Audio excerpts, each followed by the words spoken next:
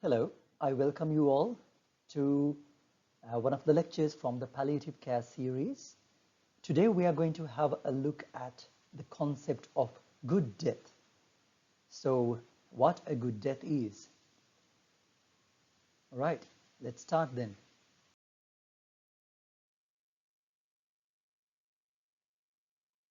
So, I have used a very cheerful template and cheerful colors for this presentation.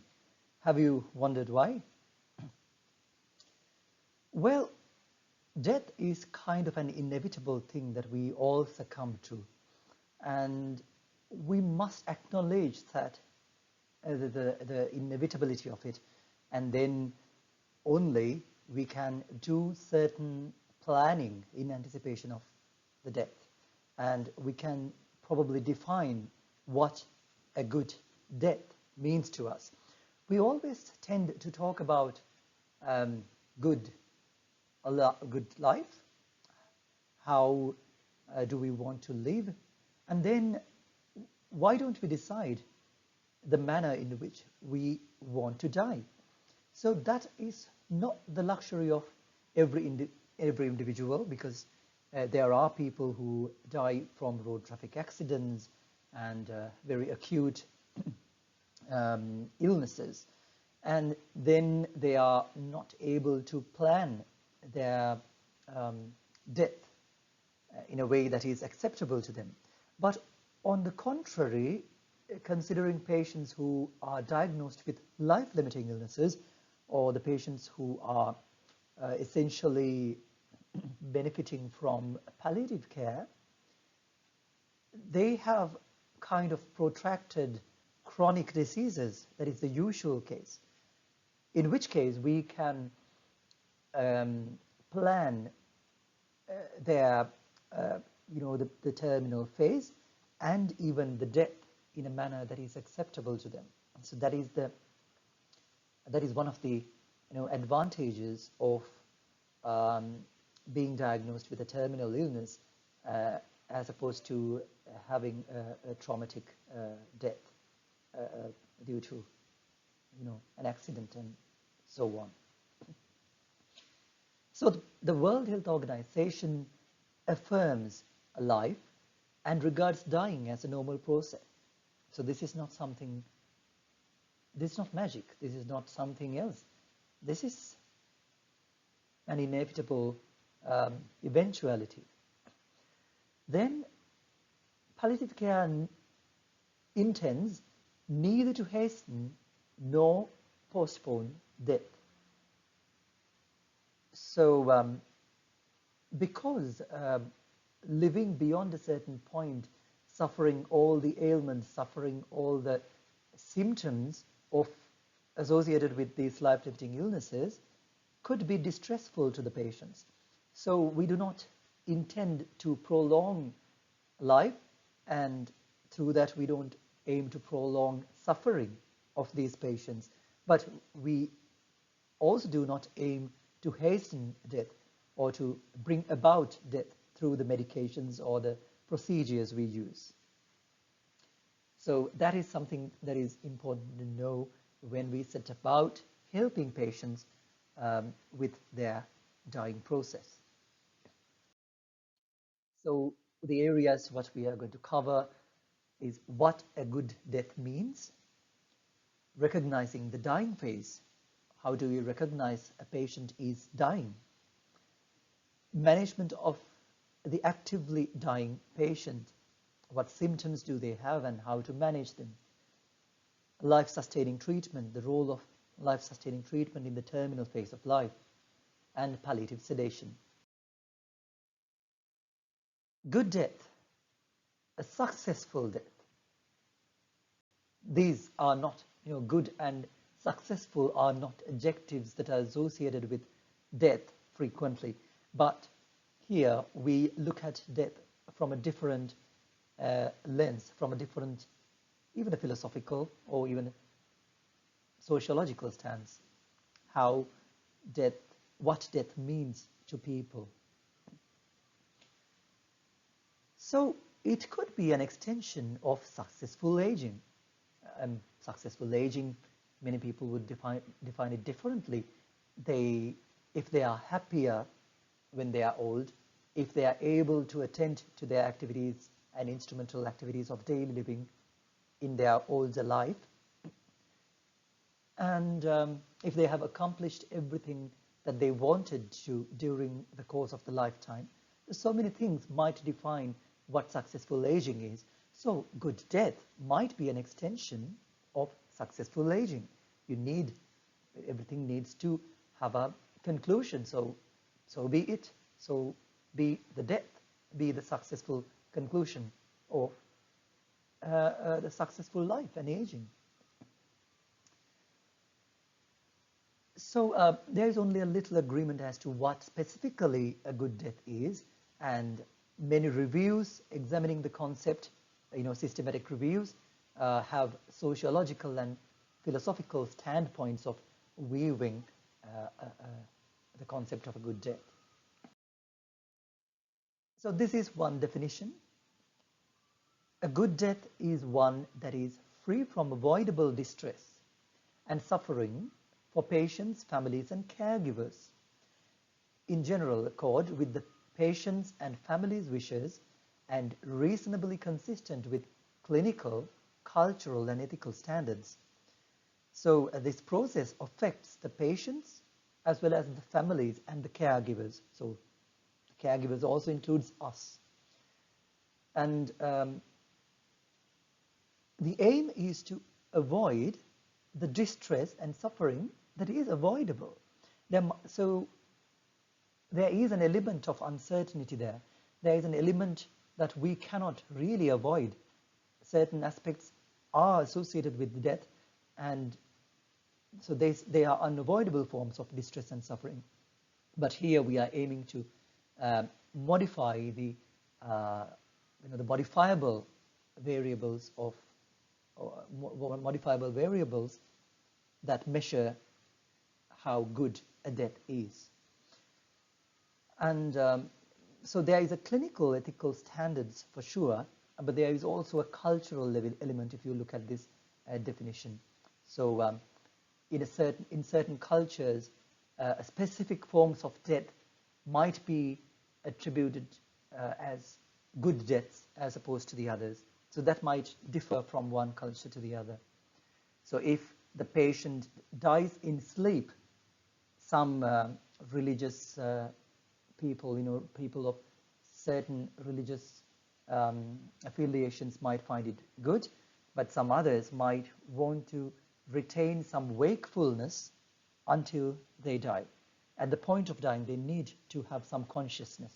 So based on the culture, also the definition of a good death might vary. And then the degree to which a person's preference for dying and the moment of death agree with observations of how the person actually died, as reported by others. So this is another definition. So there we have to understand that to say that, well, I had a good death, the patient is no more, the patient had died. So we might have to visualize what the death was like from the other's eyes, from the eyes of the family members, from the eyes of the healthcare providers who were around at that time. So they have an understanding about what the patient's preferences were. So they were at this level. And then how actually the patient died.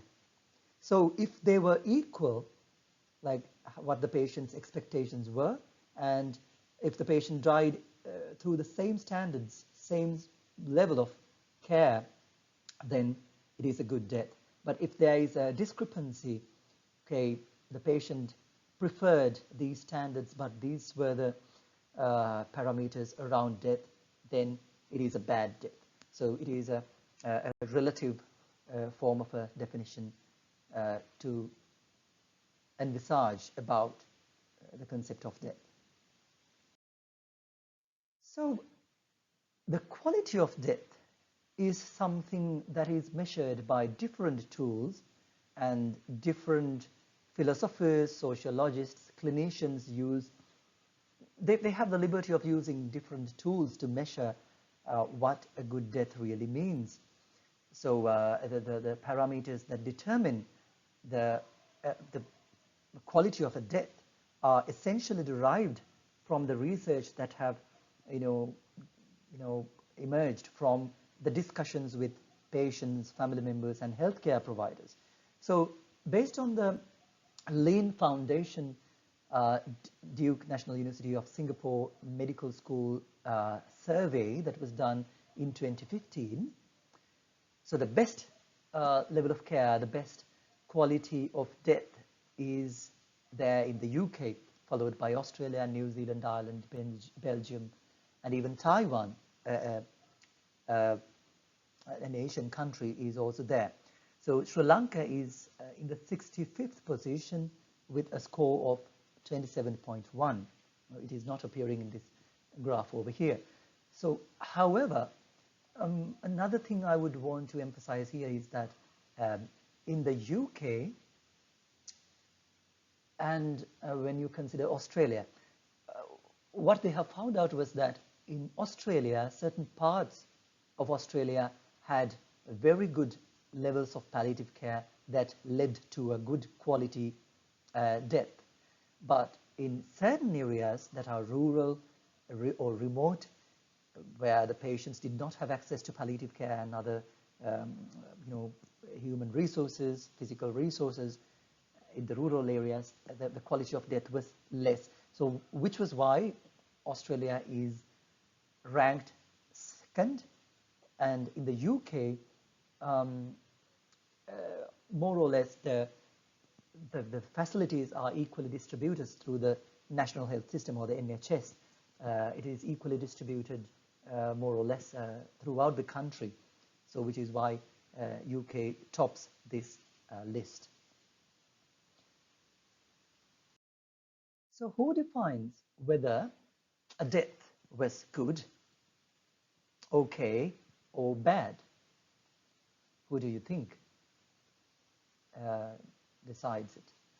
So, of course, we are adopting a patient-centered approach.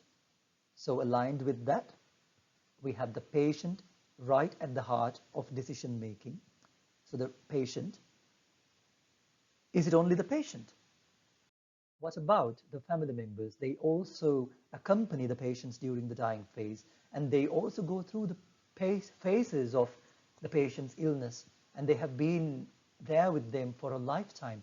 So the suffering and the quality parameters are also determined by the family members and the loved ones, I would say. It is not just the family members. There might be friends who are even closer than that to the patient. And then, the healthcare providers. So even during a shorter phase of the patient's life, the health professionals also, are a part of the patient's life. So they also observe what the patient is going through. And as human beings, health professionals are sensitive to what is happening around patients' lives. So which is why their perspective is also valid there. We have actually looked at who decide whether a death is good or bad. And then we also have to see how do we ascertain the parameters or the determinants of a good death. So there was a systematic review carried by Meyer et al. In 2016. They have analyzed 36 articles, and 11 core themes have emerged from this qualitative exploration. It's a qualitative systematic review, and they have also given so the stakeholders of these determinants were the patients, family members, and healthcare professionals. All these perspectives have been factored into developing these themes. So the themes associated with a good death are preferences for a specific dying process. So 94% of the respondents from all the studies have thought that there is a specific dying process that the patient likes, and if the actual dying process aligned with the patient's expectations, it is a good death. So that was their understanding. And pain-free status, said by 81% of the respondents. Emotional well-being, 64%. And then followed by religiosity, spirituality, life completion, treatment preferences, dignity, family, quality of life, relationship with the healthcare professional, that also matters to them, and other. So the discrepancies have been observed between different stakeholders of the definition of a quality death. So, so what the patients thought were different from what the family members thought, or what the healthcare professionals thought about a good death. So this is about these discrepancies.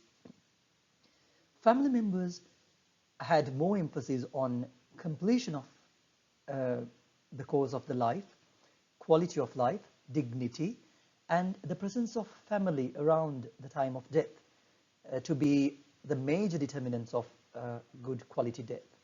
Whereas the patients had more emphasis on religiosity, spirituality, how close they were able to get to the spirituality to be one of the major determinants of a good death. So this was not foreseen by the family members.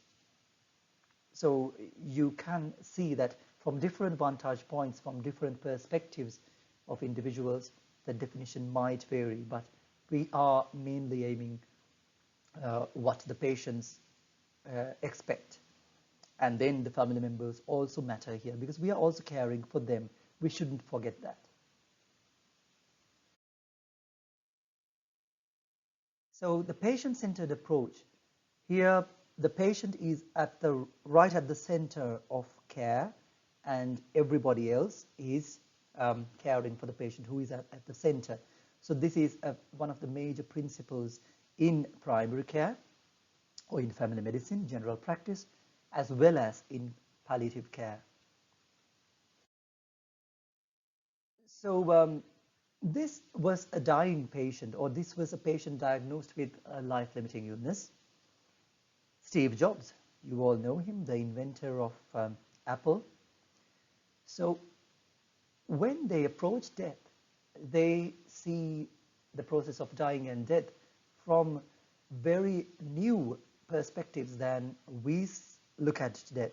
So he was like, because he was an inventor, he perceives death is the very likely single best invention of life. So why would he be calling death as an invention? The reason would be because he has invented so much, but so that needs some collateral thinking about everything, the technological aspects, what the customer expectations are, what their interests are. So all those, like, you have to do some collateral thinking to be an inventor. But for this inventor, Steve Jobs, being diagnosed with a life-limiting illness and looking at the foreseeable death was a sort of an invention. So he saw all these collateral aspects that he did not used to see earlier. Especially, I need to emphasize there that patients, when they are, close to death, they tend to be more spiritual, or even those who are religious, they tend to be religious when they are close to death, because they are thinking about their afterlife and other spiritual concerns. So we need to recognize when a patient is dying. Otherwise, we can't really help them. So the terminal phase is a period of irreversible decline in the functional status that occurs prior to death. So the form of, you see a gradual decline along the disease trajectory, And at some point, the fluctuating cause of the disease is gone, and then you only tend to deteriorate towards death. And that is the point where we say that the patient is dying. That may be the last hours, last weeks, days, or even hours of the patient's life. So prognostication tools are there for different illnesses. Because the trajectories are different, there are varying prognostication tools, but what the evidence has shown is that none of these prognostication tools are really accurate, especially in terms of the non-communicable diseases and, non-malignant conditions, dementia, frailty. They're really hard to prognosticate, even than cancer. So we will look at easier way of prognosticating later on in the lecture. So what are the terminal symptoms? So it is through these symptoms that we identify that the patient is progressing to the terminal phase. So these are also done through retrospective research. The patient who had died, from different forms of life-limiting illnesses, they look back and see like what were the symptoms that the patient were suffering towards the dying phase. So the findings were weight loss, profound weakness and fatigue, social withdrawal. So you are withdrawn from even your family members towards the end because you are, seeing your imminent death. And then there might be disinterest in food or drinks, dysphagia and difficulty in swallowing medication even, refractory delirium, because delirium can be short, phasic delirium that occurs due to, acute infections that is occurring on top of the terminal illness, or they could occur due to electrolyte imbalances, SAIDH in patients with cancer. So that sort of things, fluctuations can happen. But if it is a refractory form of irreversible delirium, then the patient might be progressing towards death. Then changes in breathing, if you'd heard of Chine-Stokes breathing, in Sri Lanka people call it gasping. So that is also indicator that the patient might be dying. Extended drowsiness. So the patient is wakeful, but when you rub on the chest and try to check the GCS maybe, you don't really do that very frequently in palliative patients. But then when you try to wake the patient up, the patient is extremely drowsy. And there might be a reduced urine output. The patient is very less mobile, and the kidneys are filtering less and lesser amounts of urine, although the input is barely maintained, and there can be accumulation of fluid in the tissues, and the urine output gets lesser and lesser. And the skin will be looking waxy, and the skin turgor will be lost, and the skin will be cool to touch. So because the peripheral circulation has shut down because of the hypovolemia. So as I told you earlier, especially in the non-malignant conditions, we have to remember that so many deviations can occur from the natural course of the illnesses, and the exacerbations may lead to the patient's death, and it is very hard to prognosticate among these patients. So a framework for a good death. So how do we achieve good death? So for this, I do not want you to even memorize these this table or this graph, and here what you have to understand is that certain factors are there that are unmodifiable. So these two are quite fixed characteristics of the patient.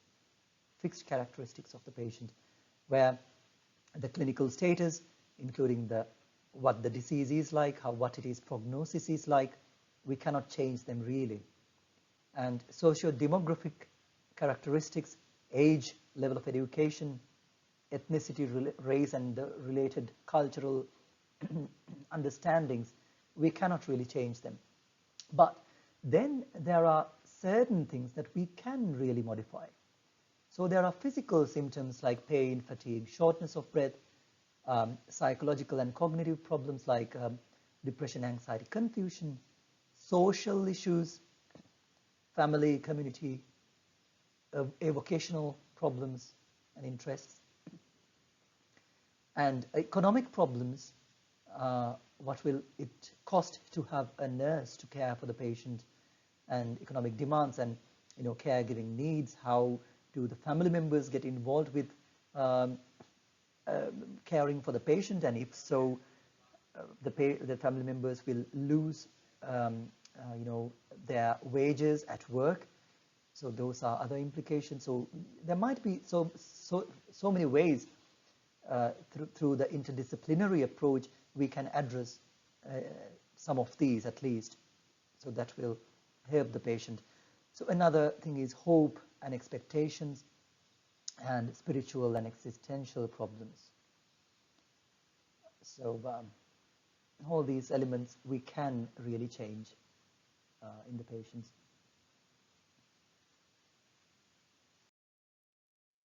So what can we do about it? Well, how can we bring about a good death?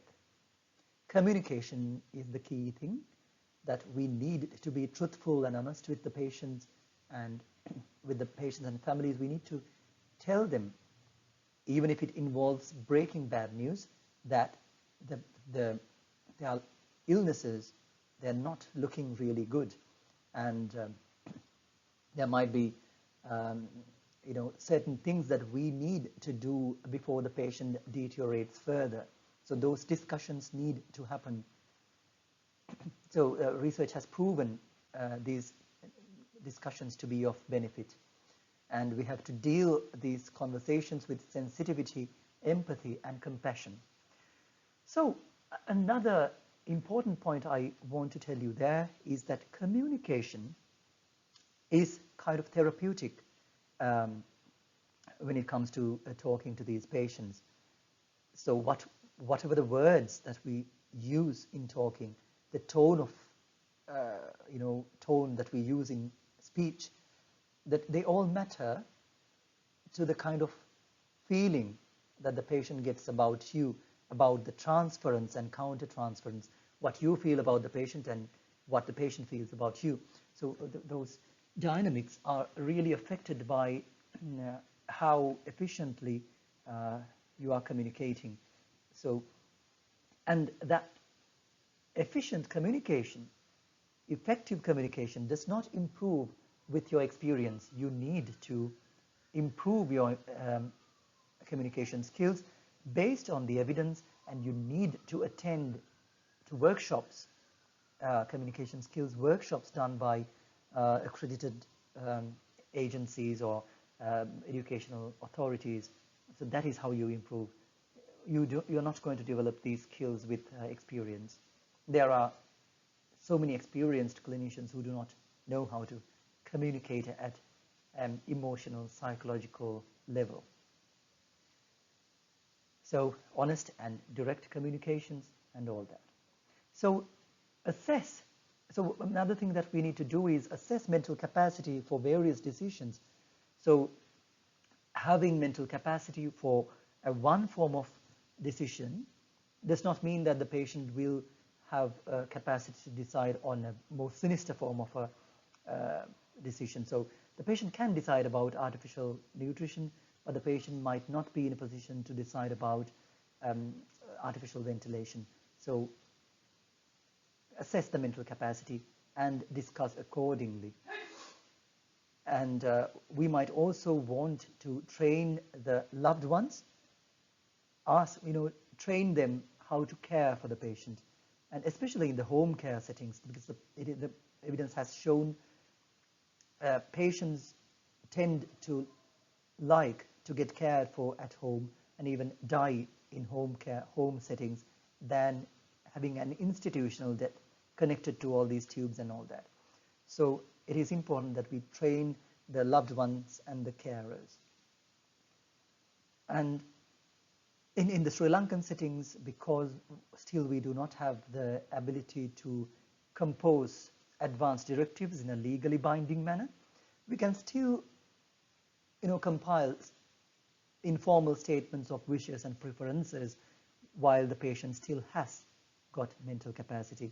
And we also need to revise these statements as you go on, because when the circumstances change, when the patient's preferences change, these statements need to be revised in a timely manner. So if there is a surrogate decision maker indicated by the patient, we can start discussions with them as well, and address disputes, resolve conflicts. So for all these, communication skills are play a pivotal role in accomplishing these goals. So we are essentially working in an interdisciplinary manner. So palliative care is an interdisciplinary clinical discipline. It is not one person's job. It is everybody's job. So when we communicate with the patients, the doctor cannot be saying something and the nurse cannot be saying something else. And when the physiotherapist comes for the physiotherapy session, he cannot say something that is contradicting with what the nurse said. So we all have to be on the same page, or on the same understanding about the goals of care for this patient, about the decisions the patients have communicated or we have made. Everything needs to be documented, and we also need to have interdisciplinary team meetings about individual patients' care. So time pressures are really a thing. So they really discourage you from engaging in these interprofessional discussions, but you also need to be mindful that they are essential. So there are physical things that we can attend to, symptom relief in line of the patient's expectations. So there are so many things that we can address. So the goals of care here is not really to extend life. So for instance, I have highlighted bleeding there. So certain patients with, say, fungating lesions that are fragile can break, they can break down and expose blood vessels, leading to profuse bleeding. So hemorrhage is kind of an emergency in palliative care. It is common in the dying patient because the necrotic tissue will be more because of the lack of peripheral circulation. So how do we address bleeding? Are we going to inject adrenaline and cauterize the arteries? Is that something that we do in the dying phase? That might be something that we would do in the initial phase. But in the dying phase, an accepted way of managing it is, any suggestions? Covering the patient with dark colored clothes so that the patient does not see there is bleeding. So the distress to the patient will be less than, finding himself or herself lying in a pool of blood. So to make it less visible and to make it less distressful to the patient. So those are the goals of care. And dependence on physical activities. So there we might need the help of occupational therapists who would help the patient manage day-to-day chores and routines, activities of daily living, instrumental activities of daily living. So the speech therapists can help the patient, eat and swallow in addition to speech. So all these inputs are required there. So we can decide on the place of death, what is most comforting to the patient, which place is most comforting. Although I said that patients prefer to die at home settings, certain people might not have the luxury of having good home settings. And maybe the carers, the family members, are not able to care for the patient because they are troubled with their own problems. So then we have to determine what place of death will be ideal for the patient in discussion with them. Needs of family members, as I said, they may clearly say we cannot care for the patient at home. Then even if you send the patient home, they might not take good care of the patient. They might not be in a position to do that. So we need to be sensitive to their expectations and ideas as well. And this is very important. Polypharmacy is really a problem, especially in the patients with multimorbidity. So we need to cut down on the medicines that are non-essential. We might continue the symptomatic medications, but we would not be too much bothered about shooting up, shooting blood pressure levels or sky-high sugar levels when the patient is about to die. So the threshold you treat, will get higher and higher up when the patient approaches death. And so there are neuropsychological aspects that we can help the patients with. Then again, it's an interdisciplinary approach there. Alongside the general practitioner, there might be, the psychologists, psychiatrists, and different therapists helping them with the symptoms. So 1/3 of the dying patients are found to be depressed. Over a half are suffering from fear, anxiety, and agitation. They even have suicidal tendency. So certain types of life-limiting illnesses, such as pancreatic cancer, that the patients are really suffering with intense pain that is responding poorly to the pain medications. So there we also give other, interventional techniques are there, like celiac plexus blocks and all that. But still, it can be very hard to tolerate for these patients. So then they end up committing suicide. So we have to be very vigilant about their moods, ideas, and all that along the course of the diseases. And then there are more neurological symptoms, such as seizures that tend to occur due to the medications as well as the disease progress or the cerebral metastasis. So we have to address them. Then confusion and delirium, as I said earlier, can also affect these patients. We have to be able to manage them, mostly through conservative means, but also using slight forms of medications as appropriate. Then social care needs is also a very important aspect for the dying patients. So the relationships, certain healthcare institutions, especially if the patient is in a hospital or an ICU towards their death, then the family members cannot be allowed into those settings in odd hours. So the burdened family member cannot visit the patient as they wish, and the patient cannot see the family member when they wish to do that. So we have to try to foster relationships. Placing them in a hospice as opposed to an intensive care unit might provide better opportunities to these interactions, and it will be the best if the patient is remaining in a home care setting. So the intimacy is also important. So sexual concerns, sexual needs might also be there, but more than the sexual needs, the need to be intimate.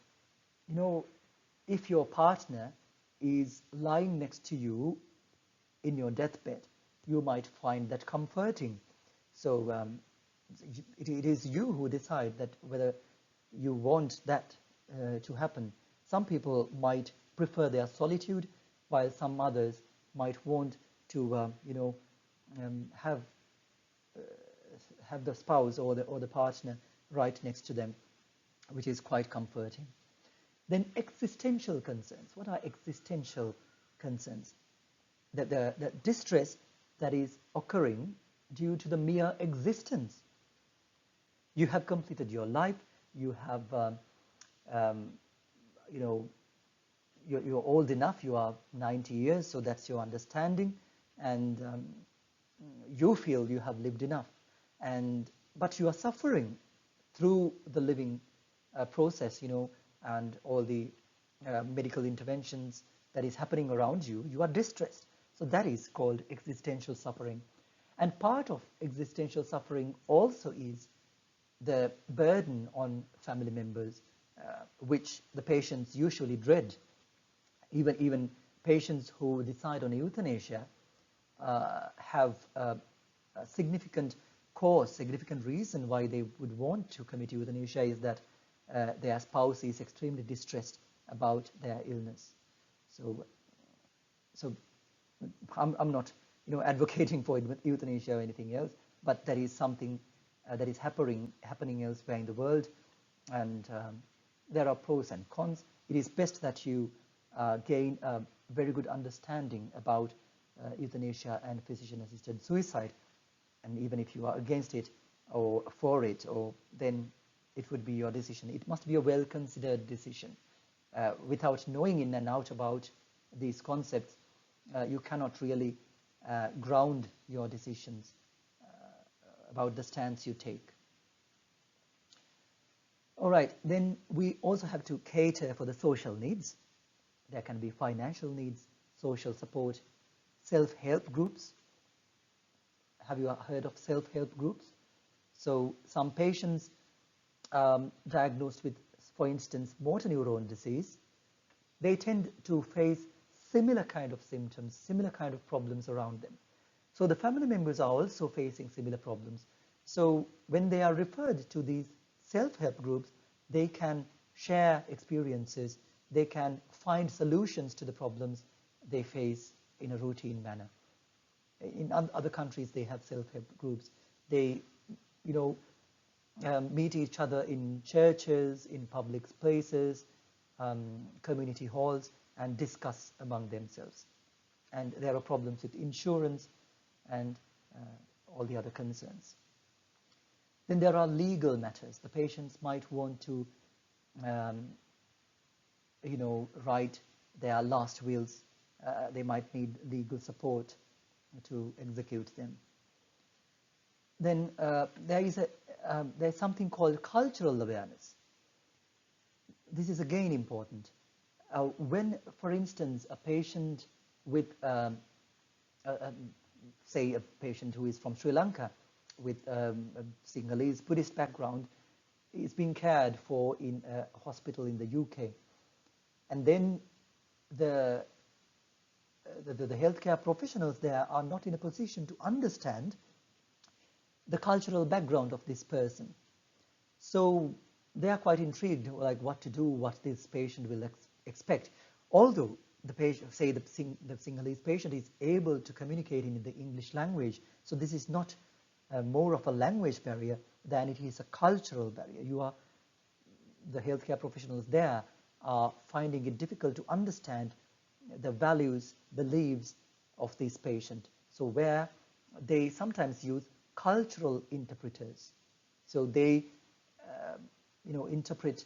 They might be sociologists. They could be even religious priests who help with the cultural interpretation between the healthcare provider and the patients. And so we must also assess the family for potential distress, help them with coping, reassure them, and because they are anticipating death as well, so there could be a little bit of counseling around that, and leading to bereavement care when the patient dies. And then there are spiritual concerns. As I said earlier, patients tend to be more concerned about spiritual issues when they are closer to death. And we also need to understand, different concepts, concepts about spirituality. There are religious people who, follow what their religions say, would go to the places of worship and maintain relationships with the clergy, priests, or monks. They would do that. So they are religious people. And then there are irreligious people who do not follow any religion at all. And then there are atheists who do not believe in God. So we must, there are Buddhists who are atheists. So they do not believe in God, but they believe in humanity and the other philosophical, aspects of Buddhism. So you must not confuse between these. And then there are sacrilegious people who engage in all these. So that's not something about the religious stance, but that's more to do with the people who behave in an antisocial manner. So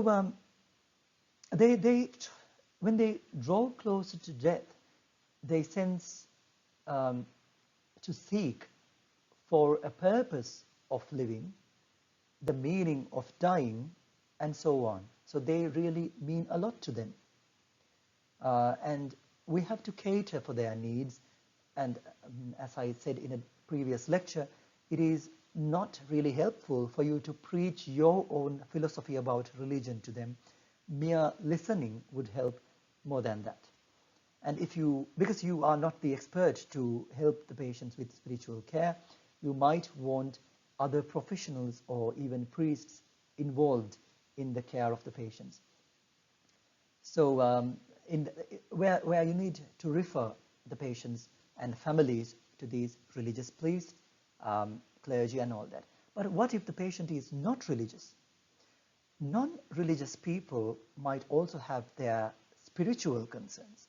They might be conversant about all the religions around, and they have not subscribed to a particular religion or a faith, but they have their spiritual identity, they have their spiritual belief system, which is why we need to also help these people. So in some developed countries, they have multi-faith hospice chaplains, pastoral caregivers, and dignity therapists who help with these patients. And what they do is they identify the spiritual strengths within the person and then try to reinforce that. They are not trying to plant their form of ideology in the patient, but foster the forms of spiritual strengths within them. And so we need to, besides the physical, psychological, social, and spiritual elements, another important thing I thought of including here was hope and expectations, especially when the patient learns that, oh, I have a life-limiting illness. It devastates their hopes. So some form of hope is essential for you to keep on living. Have you seen certain people who have an event coming up, son's wedding? They will live up to that point and then die afterwards. People with terminal illnesses, that is very common. So that is because of the hope. The hope has led them to live up until that point, looking forward to it. So this hope is really a strong element when it comes to providing care for the dying patients. So the devastated hope, you need to reinstate hope through certain aspects. So something that what you would do even in the course of the disease is that you would say, yes, I know that you have been diagnosed with this illness and it is sounding to be incurable. So if you have determined that, but there are so many ways that we can help you. We have a wealth of people, we have wealth of healthcare professionals and other people who are willing to help you. So we can foster their hope through that, through communication. Right.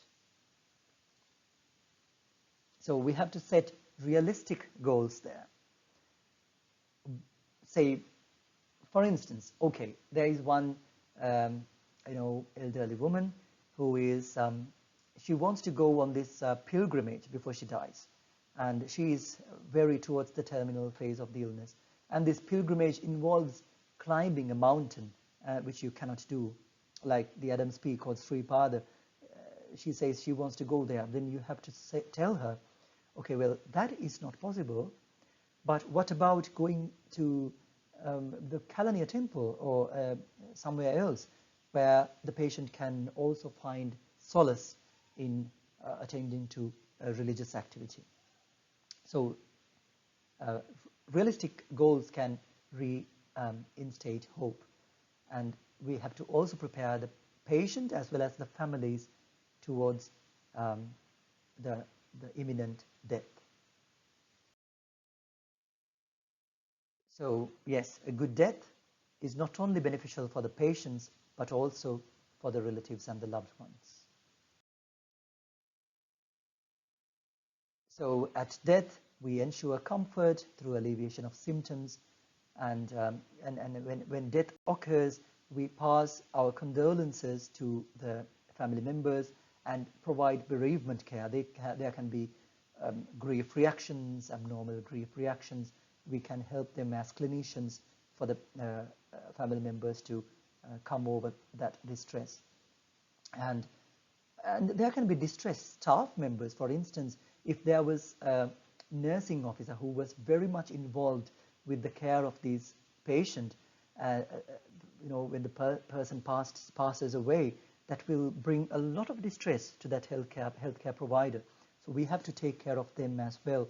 Probably we can have a debriefing session among the clinical staff members to discuss about the patient and bring a proper closure to that patient's episode, so that the distress will be minimal to these healthcare providers. Intractable suffering is something. So now we are moving on to a different chapter, actually.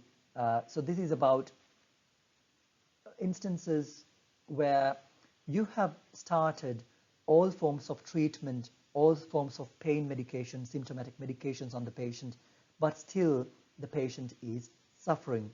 So what are the means by which we can address intractable suffering? So one thing is palliative sedation. Earlier, palliative sedation used to be termed terminal sedation, which we no longer use.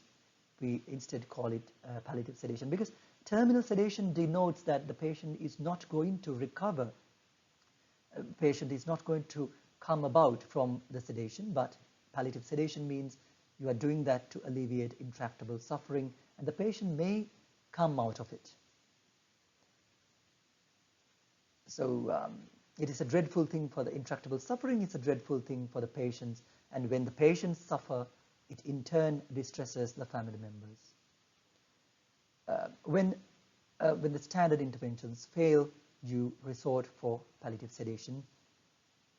One of the definitions I found was controlled induction of sedation, sometimes into unconsciousness, to relieve severe refractory suffering of a terminally ill patient. So it is a quite a self-explanatory definition. Then examples to intractable symptoms. They can be physical symptoms, pain, intractable nausea and vomiting. There can be neuropsychiatric problems, terminal agitation, delirium, depression. Or there can be social problems, sense of rejection, loss of dignity, existential distress due to loss of sense in life.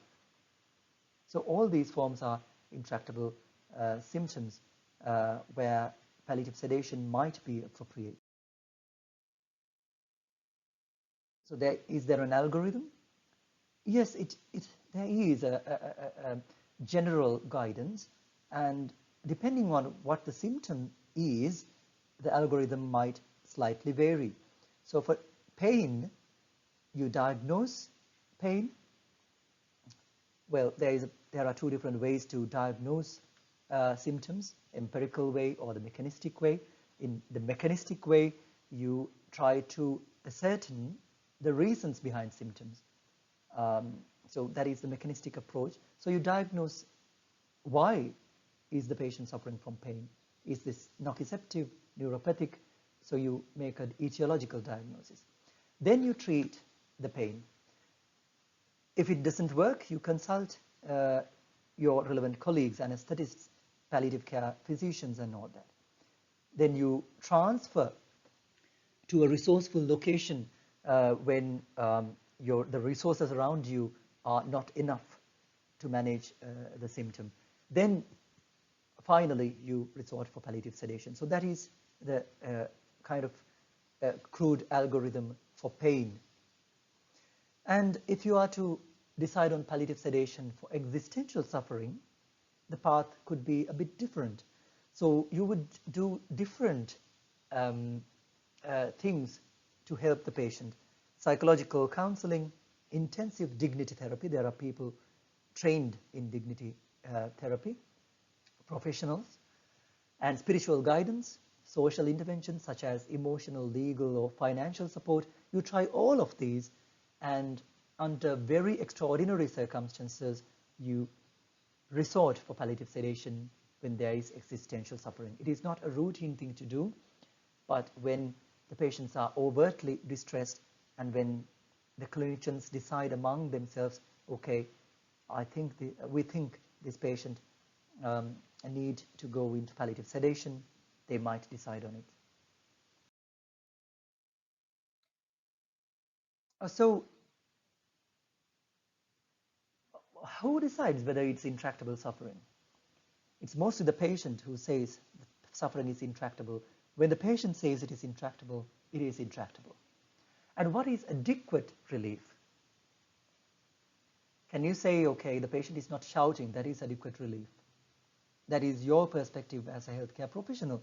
But then the patient might say, okay, I still suffer a lot of pain and this is unnecessary that I'm suffering all these. So the patient's subjective feeling really matters there. And cultural beliefs affect the practice in countries. So I'm going to give you an example from the Sri Lankan context here. I once visited a Muslim patient in the household. He was about to die, and I was so about to start some opioid medications on this patient.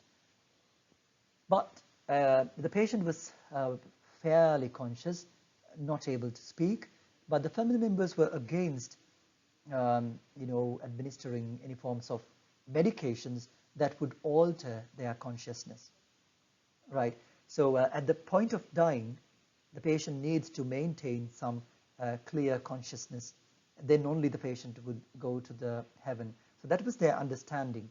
So that is a cultural belief, a religious belief that we need to honor there, unless the patient had specifically have had the advanced statements that we need to honor instead. And then, is it appropriate for you to attribute all the Muslim patients to have the similar sort of understanding? No. Then I visited other Muslim patients at their deathbed, and their form of understanding was totally different. So, religion does not mean that every person have the same interpretation of the religion. They may even the script they will interpret differently. So what about the Buddhist patients whom I have visited? Then I also noticed this among the Buddhist patients. They think about a concept called Chutisita, which means the kind of mind that the patient has at the time of passing away, at the time of death. That needs to be clear, that the patient needs to maintain some consciousness there. So then, the Buddhist patients, some of them also think that opioid medications can make the patients overtly drowsy and cloud the consciousness, and hence is not good, not religiously, not appropriate in a religious sense. So then we have to be sensitive to these cultural nuances. So there are ordinary forms of sedation. That is the more common form where we just we achieve the level of depth of sedation that is desired to achieve the desired level of symptom relief, which is the standard practice. And sedation to unconsciousness is a very carefully made decision, because the patient is not even able to communicate when we make the patient unconscious. And there are also ethical concerns around palliative sedation.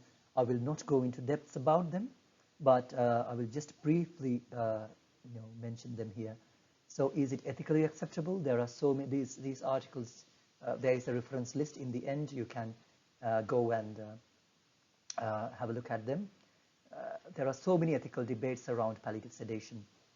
And there is an element of autonomy, balance between pain relief, sedation, and muscle relaxation, necessity to have informed consent, whether the patient is going to decide, or if the patient has lost mental capacity, are advanced care directives coming into play, or is the surrogate decision maker going to decide on behalf of the patient? And then is consensus sought from the palliative physician? And in these instances, it is best that you consult a palliative physician if things are doubtful. And a point to ponder is that, especially when you are making a patient unconscious or drowsy with palliative sedation, are we really pleasing the patient, or are we comforting ourselves and the family members? So that is something you need really, you need to think about, you need to worry about. Even if you put the patient into palliative sedation, you have to, be conscious about this element. Because when you put the patient into a kind of sedation, the patient is not able to talk. But if you have not given enough painkillers, then the patient might still be suffering pain, but unable to communicate.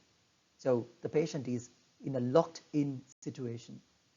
So be conscious about these as well. So we have to balance between beneficence and maleficence, least toxic medications to be used in minimum doses to achieve the desired level of sedation. And there can be a thing called doctrine of double effect. We are aiming to help the patient with these medications, but it can inadvertently lead to the patient's death. It can lead to a hastened death. We are not aiming for it, but then a patient succumbs to death. This is called the doctrine of double effect. The good you intend to do and the eventuality where the patient faces undesirable effects. So legally, in different legal contexts, the justifiability will be a bit different. Especially in terms of when you give a higher dose of morphine and midazolam, the patient can go into respiratory depression, hypotension, and they can really hasten death. And so many new research articles and research projects have found out that if you really titrate and monitor palliative sedation well, the patient will not die soon. So there will be no hastening of death. And justice, when you are using especially life-sustaining treatments and other resource-intense forms of treatment, you have to be very careful that you are rationing them and you are using them on the appropriate patients, so that another patient who deserves that kind of treatment more is not deprived of that treatment because you have attached a moribund patient to a ventilator. So be conscious about the social justice you are making there. And on the other hand, if you are not administering the basic forms of pain medications that you have to the patient, but you are all after all these life-sustaining treatments, you are not doing justice by the patient. So there is another thing called respite sedation, time-limited sedation.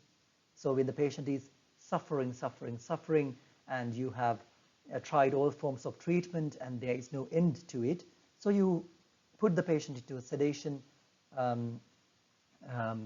to a only to a certain period of time, but you are not. It's not extensive. So this is ideal when the patient has incidental pain. So indeed, incidental pain is, you do some wound dressing, and the patient cannot be really anesthetized because the patient's kidneys and all the systems are failing. Then you resort to do some sedation up until the procedure is end. Procedure comes to an end. The wound dressing is over, and to maybe a few hours afterwards, so that the patient's suffering will be lesser. So and this is also used to break the cycle of anxiety and distress. Say, for instance, when the patient is anxious, he is distressed, and when the patient is distressed, it leads to anxiety, and this runs in a vicious circle. So with a short duration of sedation, we can break this cycle, so that the patient might be feeling better after he recovers from the sedation. And patients also sometimes request for a trial of sedation to unconsciousness. Then we can honor that and bring the patient back and get the patient's feedback, and then decide whether to go for another session of sedation or not. So there are protocols for palliative sedation, and infusions of midazolam, phenobarbital, and propofol are used, and they are usually administered through syringe drivers, and which medications can be used together in syringe drivers and which cannot be. So you have to have a sound knowledge about these when it comes to symptom management. And then we will talk a little bit about foregoing of life-sustaining treatments with or without palliative sedation. So life-sustaining treatments are those that extend life without having a beneficial effect on the underlying medical condition. So they just extend life. They prolong life, and they prolong death, and they prolong suffering in palliative patients. So they are cardiopulmonary resuscitation, ventricular assist devices, implantable cardioverter defibrillators. These can be deactivated actually when the patient is close to death. Then renal replacement therapy or dialysis, ventilatory support, artificial ventilation, and hydration. So,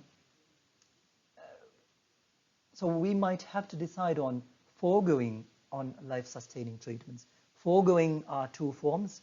One thing is to withhold. So the predetermined decision not to implement a life-sustaining treatment on the patient, or withdrawing, which is removal of an already established treatment. Which one is difficult? Can you not decide, can you decide not to attach a patient to a ventilator? Or can you easily decide to withdraw a ventilator from a patient? So which one is difficult? So there is literature around these two. They are told to be ethically equivalent, but psychologically the clinicians find it difficult to withdraw over withholding of life-sustaining treatment. So how to decide? What is the rationale? So through the standards of decision making, which we discussed in the advanced care planning lecture, we first try to honor the patient's choice, then the surrogate's choice, and then if they are not available, we go for the best interest standards, where as the clinician, you decide what is best for the patient. So even in terms of life-sustaining treatments such as artificial nutrition and hydration, there are pros and cons. People think it is really a good thing, really a humane thing to give artificial nutrition, or even at least water, at least hydration, to the patients. But actually, it is found out when the patient is terminal and immobilized, giving hydration can be more harmful than of any benefit. So the patients can go into pulmonary edema, pleural effusions, more respiratory secretions, ascites, and it can prolong the dying process, and there can be cerebral edema as well. So, more modern recommendation is that you maintain mouth hygiene and mouth hydration.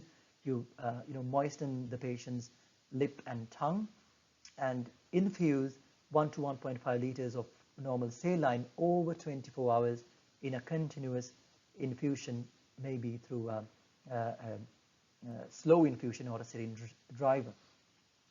And have you considered what dose would be appropriate, what route of administration will be appropriate for these patients? Well, it's actually the subcutaneous route that is appropriate to administer medications when the patients are in the dying phase.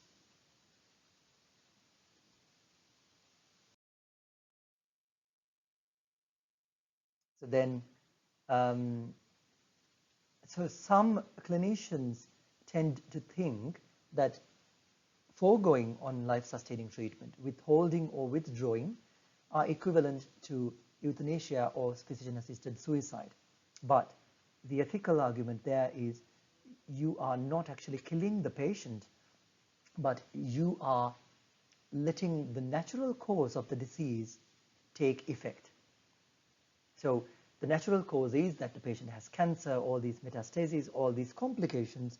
So the patient is dying out of them, not because you have withdrawn a ventilator.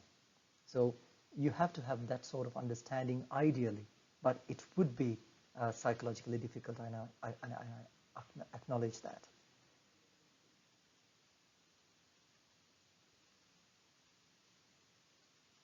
Yeah, so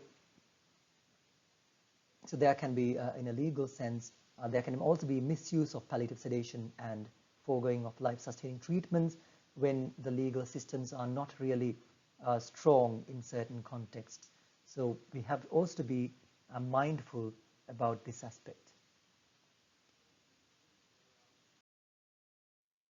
And in the legal stance in Sri Lanka is that you cannot really forego life-sustaining treatments. As we discussed in the advanced care planning lecture as well, you cannot withdraw or withhold life-sustaining treatments in you cannot document it, and you cannot ideally decide on it.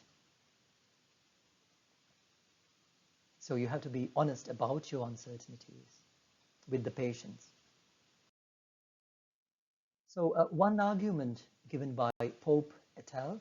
Is that the default practice, so this is not in the case of Sri Lanka, but this is an ethical argument.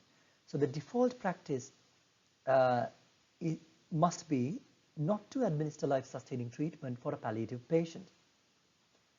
So the consent must be sought to administer life-sustaining treatment than to withdraw. So in our settings, what we do is when we want to withdraw the ventilator on the patient, we consult the relatives. So that must not be the case. You should ideally seek for consent when you want to start a life-sustaining treatment. The clinician administering the same must justify so doing.